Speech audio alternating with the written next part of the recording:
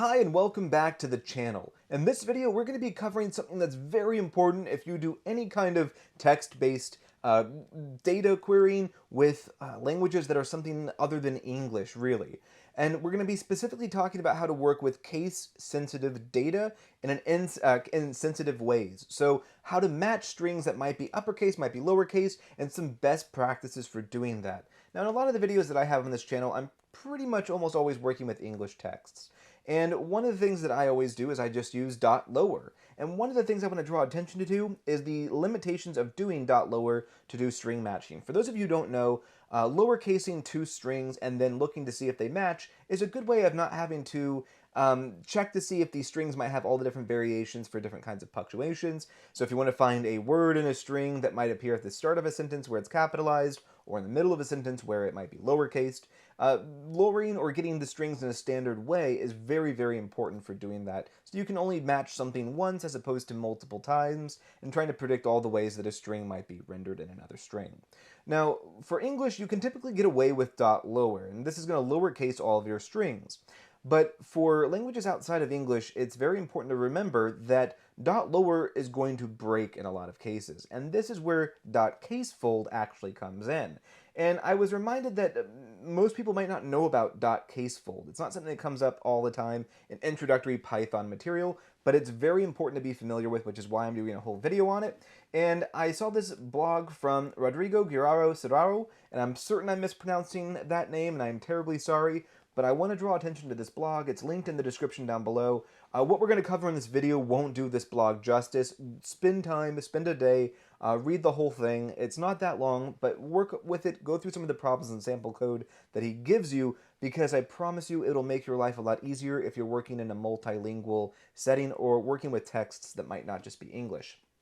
What we're going to do in this video is just kind of demonstrate one of the main premises of this blog, which is that dot lower might work for English, but it's not going to work for languages other than English with a high degree of frequency. And we're going to see one example in this video with German. So let's jump right in. So we're going to work with an English text, and this is going to be, it is hot. Very simple, with a punctuation, a period mark, and we're going to just create a new object here called English. Now, if I wanted to look at English lower, I could do English.lower. And this is what I would expect. It's got it is hot, and simply it is hot is appearing in all lowercase with the punctuation mark of a period. Fantastic. But things get a little different if you're working with German. So what if I said es ist heiß, which is going to be, I gotta remember my international keyboard, there we go, I did it right, es ist heiß. So same thing as English, it is hot, but notice that we've got one special character that German has, the etsit, which English does not have. So some of you who already speak German might already see where this is going. If I were to do German.lower, we'll see that the etsit doesn't have a lowercase version. Now this is where things get interesting, and really this is why casefold is very important to be familiar with. If I were to do English.upper, so this is uppercasing everything, we get what we'd expect, all of our letters all in uppercase. Something funny happens though when we do German.upper.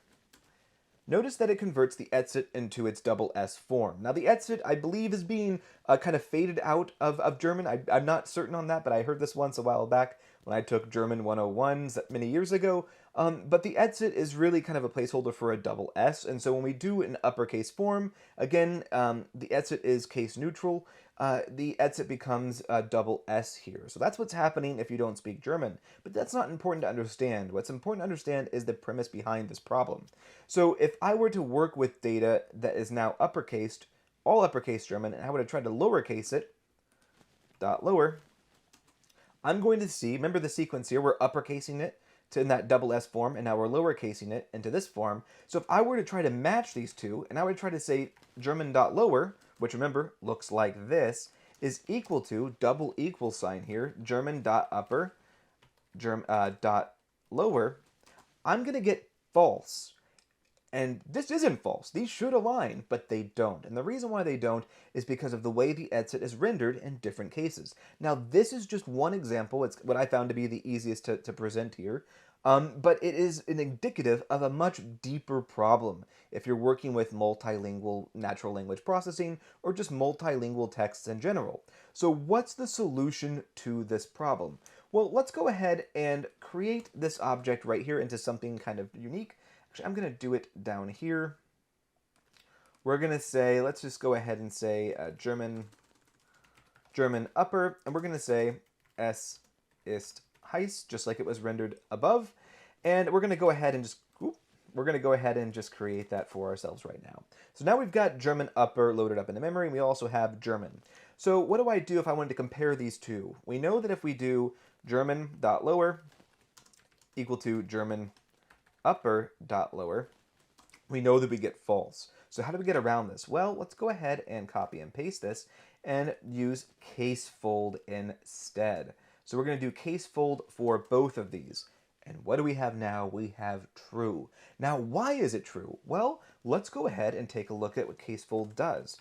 German.casefold. Es ist heiß. Okay. Now let's do German upper.casefold. Es ist heiß. With two lowercase s's. What we have done here is we've created a universal way to standardize a specific character that doesn't have a standard representation in a specific lower method being done to a string.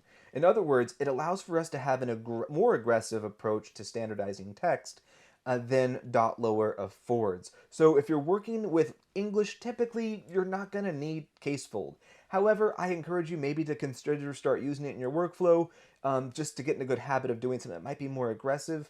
I don't know if anyone has an example where this would actually be a poor practice to do with English. Do let me know in the comments down below, but I can't think of a scenario where it would actually produce bad results. However, you should be familiar with it, specifically if you're working with multilingual texts or texts that are in a set of characters outside of English. And again, German's just one example. This is going to happen in multiple languages, especially as you get further and further away from the 26 characters that we know in English. That's going to be all for this video. Hopefully this encourages you to start spending some time with that blog post, with Casefold, and start using Casefold if you're working with multilingual documents. That's going to be all. If you get a lot out of these videos, like and subscribe down below. And as always, thank you so much to all the Patreon supporters. If you do want to support this channel, please do consider doing either the YouTube membership down below or Patreon. All the money that goes into this channel goes right back into it, and it lets me make all these videos for free, and also start posting these as blogs on Medium. Thank you so much for listening.